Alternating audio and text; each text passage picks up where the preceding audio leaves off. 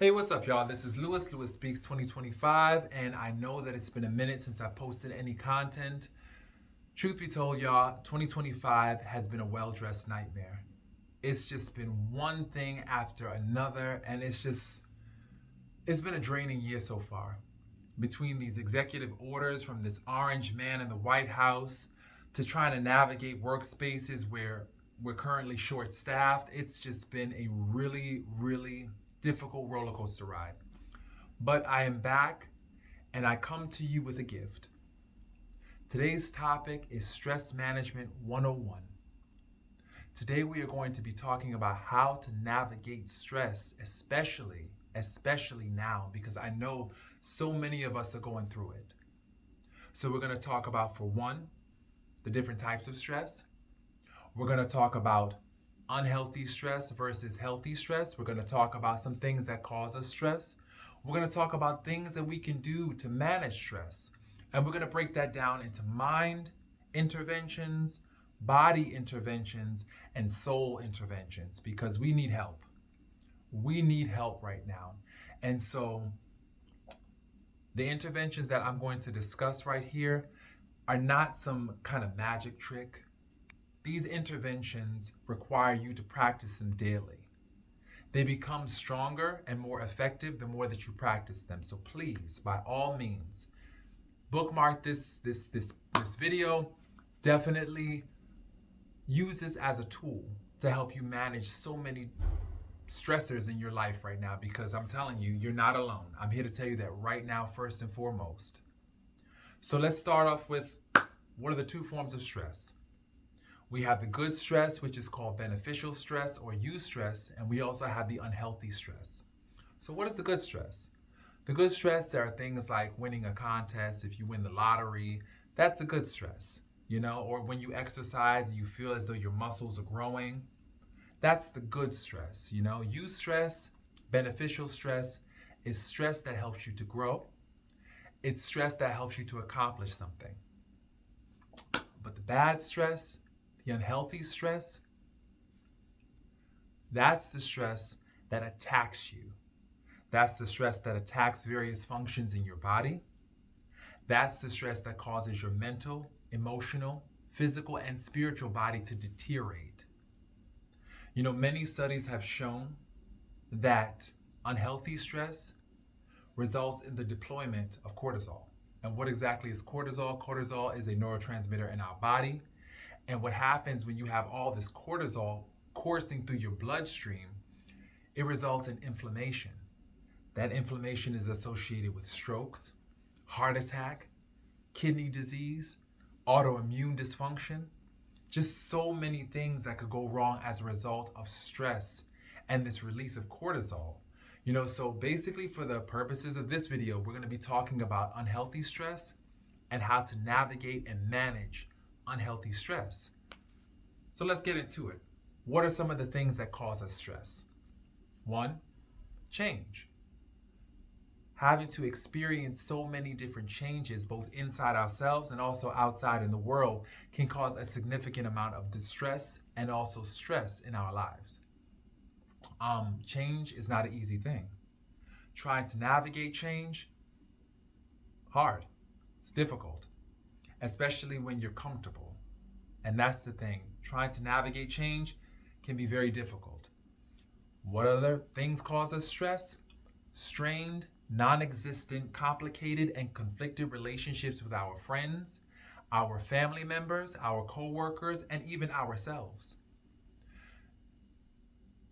Family, friends, co-workers, they could be a significant source of stress in our lives, especially when they're going on their own journey and their journey looks nothing like our journey, and us trying to make space for their journey. That can be really stressful.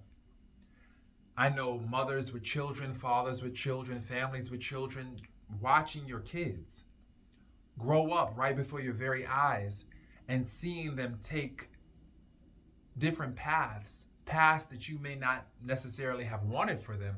That can cause a significant amount of stress in your life. And I think also another source of stress, a third source of stress, is not having enough support. having limited to no support systems in your life, that can definitely cause stress. Because oftentimes your family, your friends, they can serve as buffers to help you manage stress. But when you don't have a large network of support, you find yourself increasingly stressed out, having to navigate certain things all alone. And it's that feeling of aloneness that can really cause stress. Also, poverty, food insecurity, the isms like racism, sexism, all those isms can really cause so much stress. And I want to touch bases in terms of go back to poverty, not having access to food, not having access to resources and money. That creates so much stress in your life. Oftentimes people don't have access to quality health care. They don't have access to quality food and clean drinking water and even housing. And that can cause a significant amount of stress. Not having a place to lay your head, homelessness. So that's another stressor. Another one, current affairs, politics, hearing about wars and rent hikes and inflation, constantly having a stream of information about what's going wrong with the world. That's just that can become taxing. That can create significant distress. Also, religious trauma. Many people have been hurt by religion and they have a strained relationship with God, and they have what is called faith loss, which they suffer a loss of faith and a loss of belief.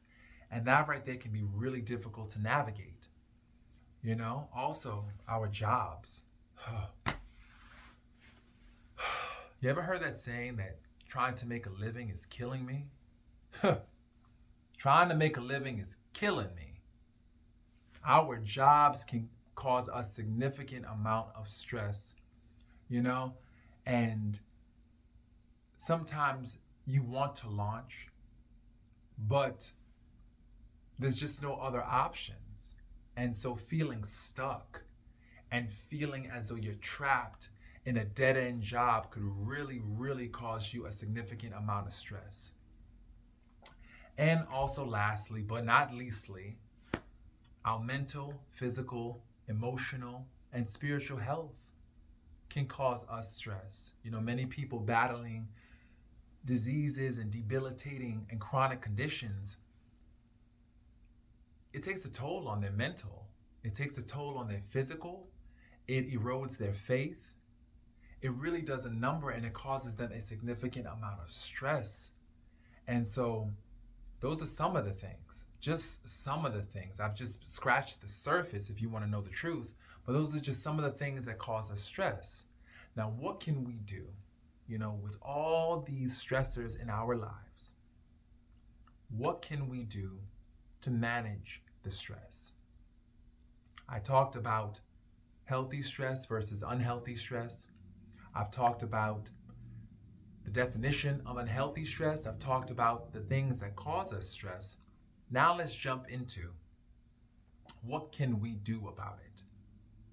One, we have to recognize our personal power. We have to ask ourselves questions like, what can I control in this situation?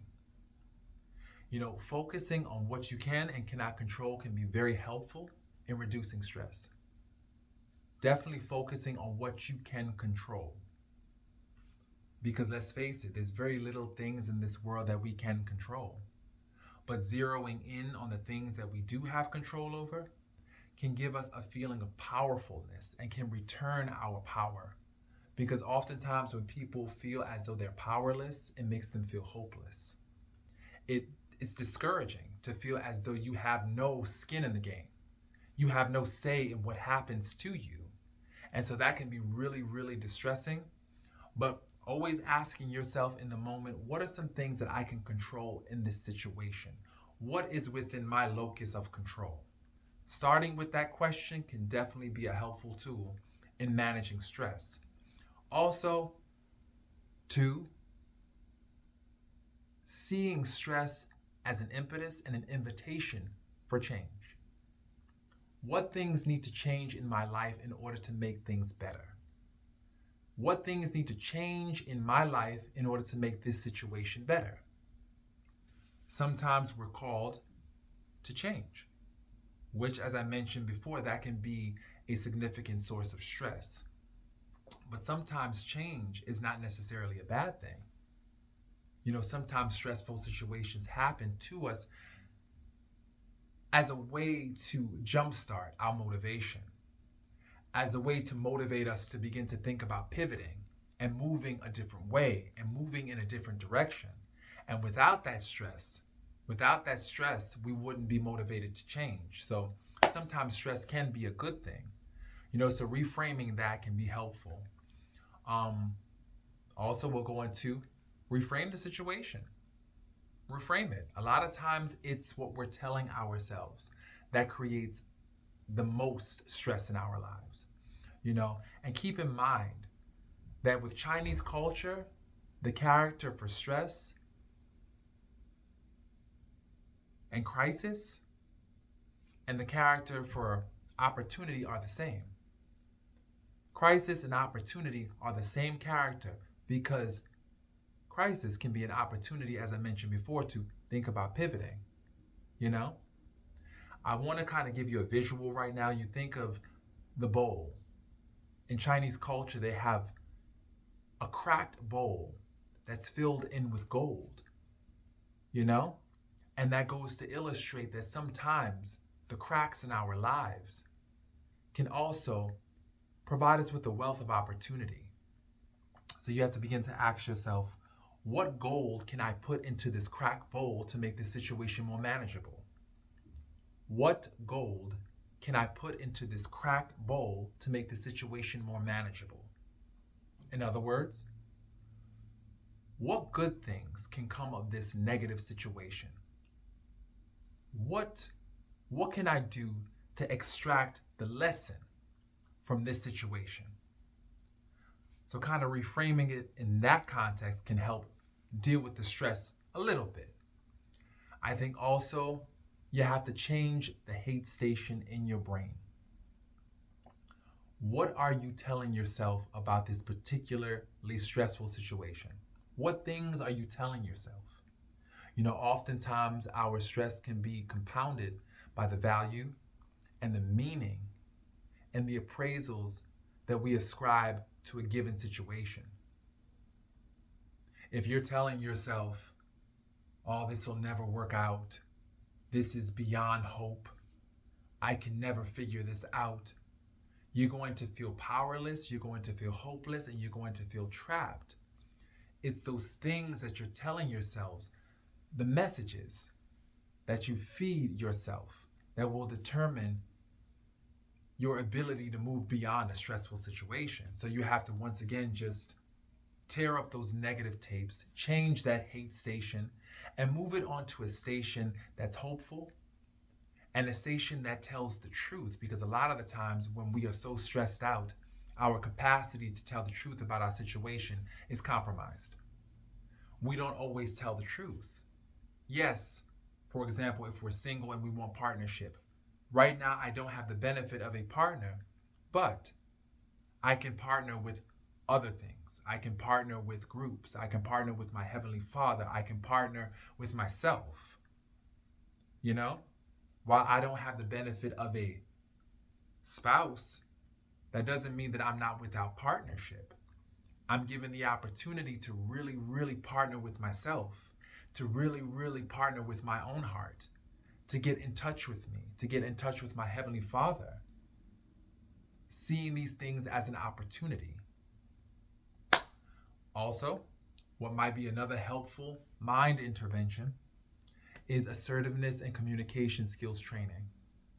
A lot of times our stress is the result of our inability to communicate effectively and also our unwillingness/fear of confrontation and asserting ourselves.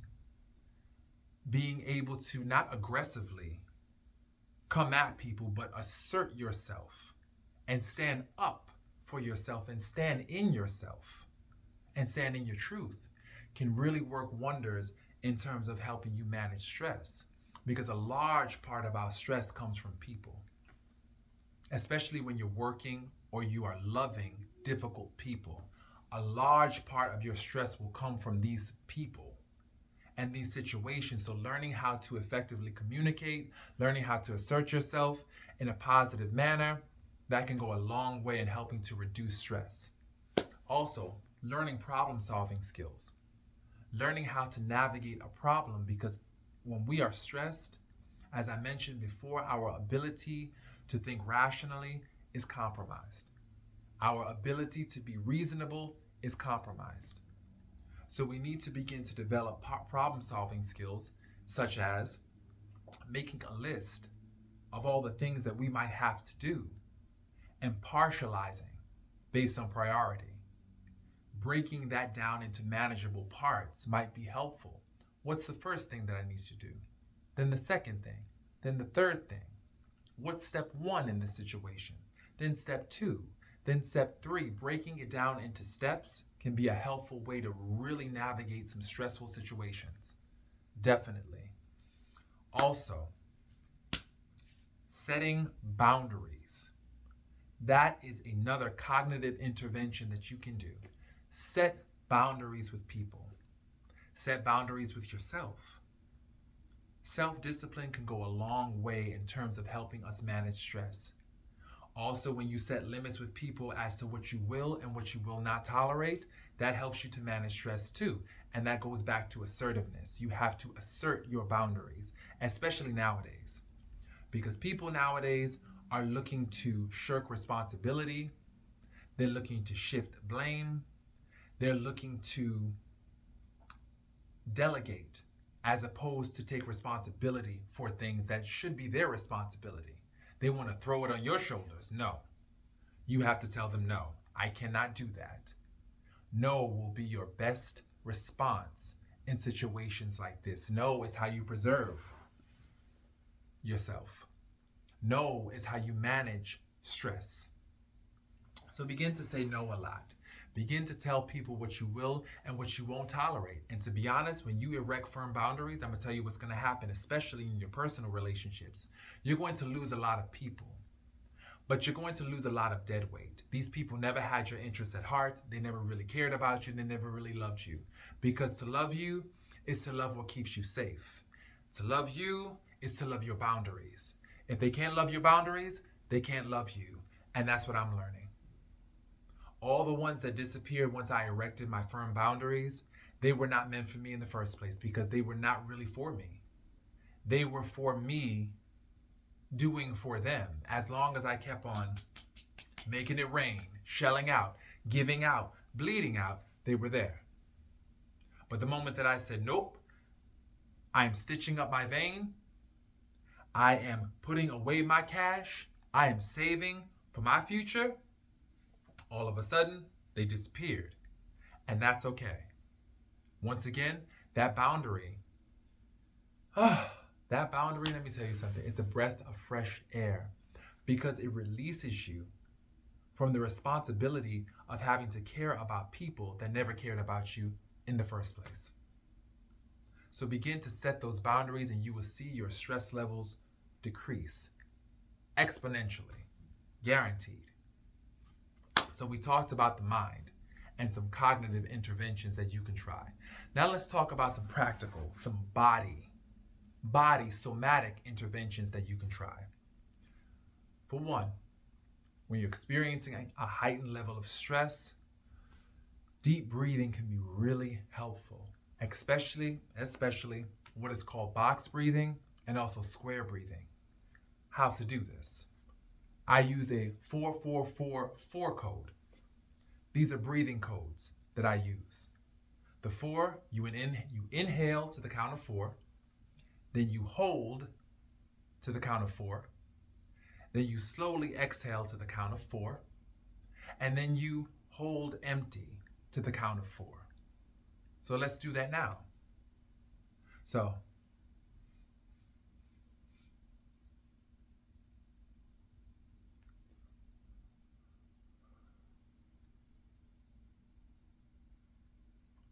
So, breathe in.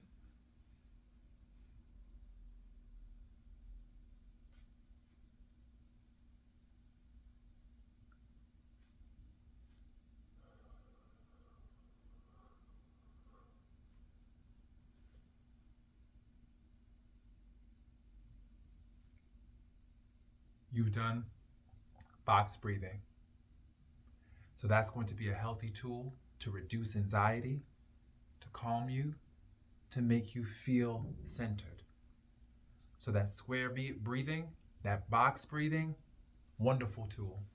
Also, there's something called progressive muscle relaxation. That's a technique where you tense up a certain part of your body, tense it up real tense, and then release. Tense up the thighs, tense them up, and then release. Progressive muscle relaxation. That's another somatic intervention to help reduce stress. Exercising, walking, hiking, weightlifting, swimming, running, all those are things you can do to release that stress. Physical activity has been known to be a very, very effective intervention to release stress. Also, punching a pillow. You don't know how many times I come home and I beat my poor pillow up. I beat that pillow, bang, bang, and you beat up the pillow. And you release that tension. You know, you don't want to beat up your boss, or you don't want to beat up these stupid people out here, or beat up your family, so you just beat up the pillow. Take all your aggression out on that pillow. And then don't forget to breathe. Additionally, sleep, rest. There's an entire ministry devoted to naps and taking naps and getting proper rest, because the truth is, rest can be a form of revolution, especially in a world that requires you to always be on, always be doing something. You're not worthy unless you are producing. No, sometimes you have to rest. Rest in order to achieve less stress. You have to. Also, your diet. If you eat diets high in sugar, high in fat, high in sodium, you're going to notice yourself feeling incredibly anxious and stressed. So you have to monitor your sugar intake, monitor your salt intake, monitor those carbs. That's important. So we talked about a couple of things for the body, some interventions. Box breathing, progressive muscle relaxation, exercise, sleep, diet, punching a pillow. Now we're going to go into the soul. We talked about the mind, we talked about the body. Now we're going to move into the soul. What are some spiritual interventions that you can use in order to de-stress? 1, prayer. Talking to your Heavenly Father, talking to your Creator, talking to Source can be so helpful. And it can help you to unpack all the stress and all the hurts that you feel deep within your soul. You know, a lot of times people, they can't offer you the space, the safe space, to really feel heard. A lot of people don't listen. They just don't have the capacity to listen. But you always have someone who listens. When you talk to Source, when you talk to God, there's always someone there to listen. So prayer can be a wonderful source of stress relief. Additionally, meditation. There's so many different forms of meditation, from transcendental meditation to guided meditation to just many different forms. And so taking a moment to breathe, to meditate, to reflect on the day, to just sit still in a quiet, calm atmosphere can definitely be a source of healing. Additionally, reading the Bible, reading scriptures, and also recovery literature can be helpful. You know, reading the Word and reading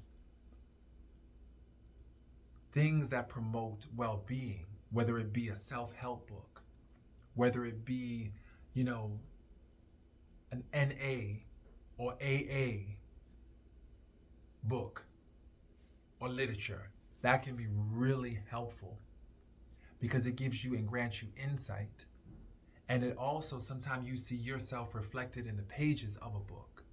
You see your experience reflected in the pages of the scriptures, and you really feel less alone.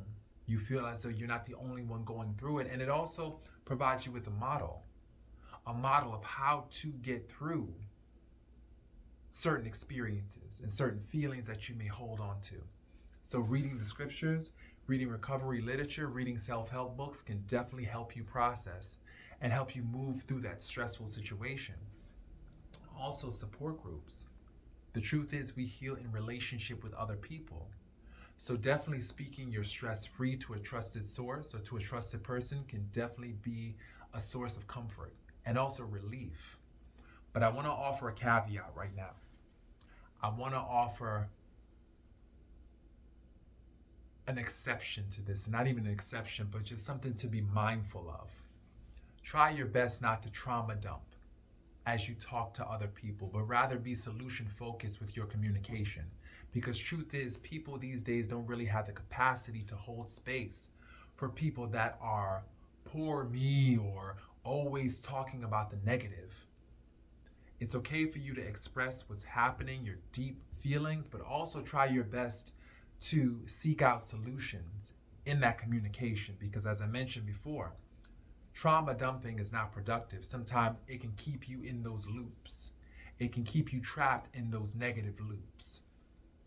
Try your best to seek out support networks also that promote solutions, not ones that validate problems, because there are certain support networks also that validate problems and that keep you stuck in that negative cycle and that negative thought pattern. So you need people that can lovingly, let me just say this, lovingly, let me qualify it, lovingly challenge you and offer gentle reminders and gently challenge your distortions. Because that can definitely work to heal as well when you know that someone's trying to work with you and trying to search with you.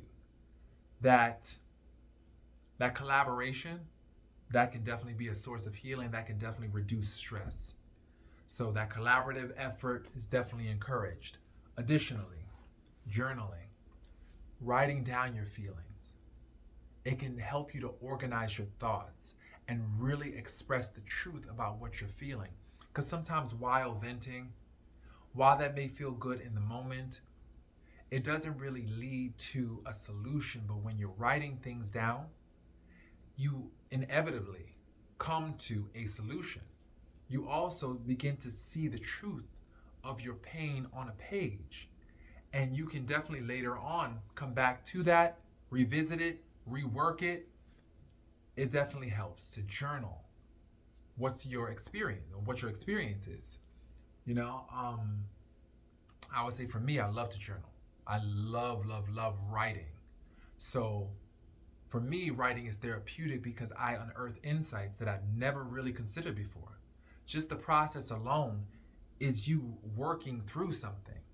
You're leaving one word to get to the next word, to get to the next word, and ultimately you have pages upon pages of words that describe your experience. And so I definitely encourage you to do that.